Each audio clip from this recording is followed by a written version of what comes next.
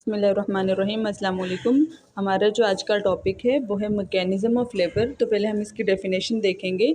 Series of movement of the foetal head, यानी जो foetal head है, फिटल हेड के मूवमेंट की जो सीरीज़ है in the process of adaptation, यानी जो मदर पेल्विस है उस एनवायरनमेंट को अडॉप्ट करके ड्यूरिंग इट्स जर्नी, जो फिटल हेड की जर्नी होती है कहाँ पर, थ्रू द पेल्विस, पेल्विस के अंदर, is called mechanism of labour. Mechanism of labour क्या है? हमारे पास फिटल हेड के मूवमेंट की सीरीज़ होती है जो कि पेल्विस के अंदर हो रही होती है ताकि बेबी डिलीवर हो सके। इस प्रोसेस को मैकेनिज़्म ऑफ लेबर बोलते हैं। और मैकेनिज़्म ऑफ लेबर का दूसरा नाम कार्डिनल मूवमेंट भी है, इसे कार्डिनल मूवमेंट भी कहा जाता है। अच्छा, हमारे पास 95% प्रेगनेंसीज़ के अंदर वर्टेक्स प्रेजेंटेशन के अंदर ये मैकेनिज़्म ऑफ लेबर देखने को मिलता है। अच्छा, हमारे पास 9 तरह की कार्डिनल मूवमेंट या फिर मैकेनिज़्म ऑफ लेबर होते हैं। 9 तरह की कार्डिनल मूवमेंट होती है। सबसे पहले जो है हमारे पास इंगेजमेंट होता है, पहला इंगेजमेंट। दूसरा हमारे पास डिसेंट। तीसरा फ्लेक्शन। चौथे नंबर पे आता है इंटरनल रोटेशन। पाँचवें नंबर पे आता है क्राउनिंग, फिर एक्सटेंशन, उसके बाद रेस्टिट्यूशन, फिर हमारे पास आता है एक्सटर्नल रोटेशन। नौवें नंबर पे आता है एक्सपल्जन ऑफ ट्रंक या फिर डिलीवरी ऑफ द बेबी। अच्छा, इसको एक इजी ट्रिक के थ्रू याद करते हैं, यानी ये जितना भी है हमारे पास कार्डिनल मूवमेंट है इसको एक इजी ट्रिक के थ्रू याद करते हैं कि every decent family in China eat rice every day.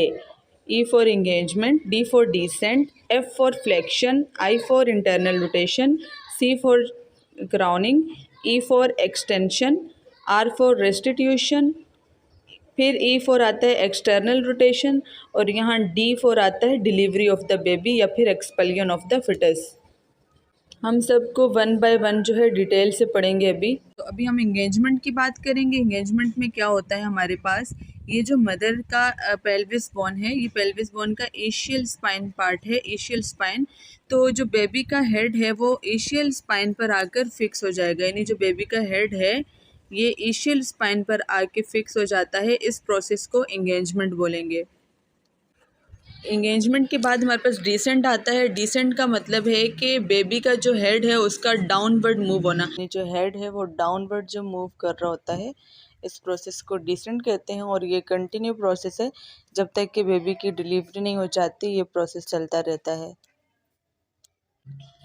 Decent के बाद हमारे पास फ्लेक्शन आता है। फ्लेक्शन में क्या होता है, जो बेबी का हेड है वो टूवर्ड द चेस्ट मूव कर रहा होता है, यानी ये जो हेड है ये टूवर्ड द चेस्ट मूव कर रहा होता है फ्लेक्शन के अंदर।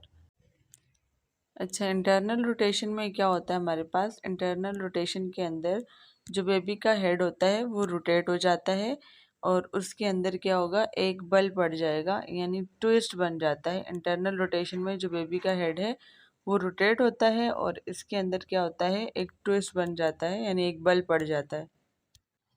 इसके बाद हमारे पास क्राउनिंग आता है। और क्राउनिंग में क्या होता है, ये जो एरिया है ये वल्वा, ये पूरा वल्वर आउटलेट जो है, ये जो फिटल हेड है ये इसको स्ट्रेच कर देता है, यानी इसके अंदर खिंचाव आ जाता है। और जो फिटल हेड है हमारे पास वो रेडी होता है डिलीवर होने के लिए। यानी जो हमारे पास क्राउनिंग है, क्राउनिंग के अंदर ये जो वल्वल आउटलेट है, ये वल्वर आउटलेट ये स्ट्रेच हो जाएगा, यानी इसके अंदर खिंचाव आ जाएगा और ये जो फिटल हेड है ये रेडी होता है डिलीवर होने के लिए। अच्छा, क्राउनिंग के बाद हमारे पास एक्सटेंशन आता है और एक्सटेंशन के अंदर जो बेबी है उसका हेड डिलीवर हो जाता है। ये यूट्राइन कॉन्ट्रैक्शन हो रही होती है और मदर जो है वो भी एफर्ट कर रही होती है। प्रीनियम एरिया से भी कुछ फोर्सेस आ रही होती हैं जिसकी बदौलत क्या होता है, जो फिटल हेड है वो बेबी का वो डिलीवर हो जाता है।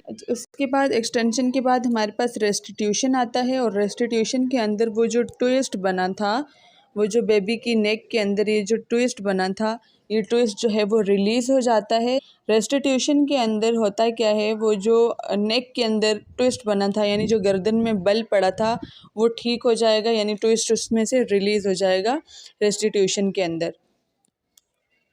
रेस्टिट्यूशन के बाद हमारे पास एक्सटर्नल रोटेशन ऑफ हेड आएगा और इंटरनल रोटेशन ऑफ शोल्डर। यानी जैसे ही रेस्टिट्यूशन होता है उसके बाद हमारे पास आता है external rotation of head and internal rotation off shoulder. अच्छा, और सबसे लास्ट में हमारे पास डिलीवरी ऑफ द फिटस, यानी बेबी जो है वो डिलीवर हो जाता है, यानी एक्सपल्जन ऑफ ट्रंक, और इसको बोलते हैं डिलीवरी ऑफ द फिटस। तो सबसे लास्ट जो हमारे पास कार्डिनल मूवमेंट है उसके अंदर जो बेबी है वो डिलीवर हो जाता है।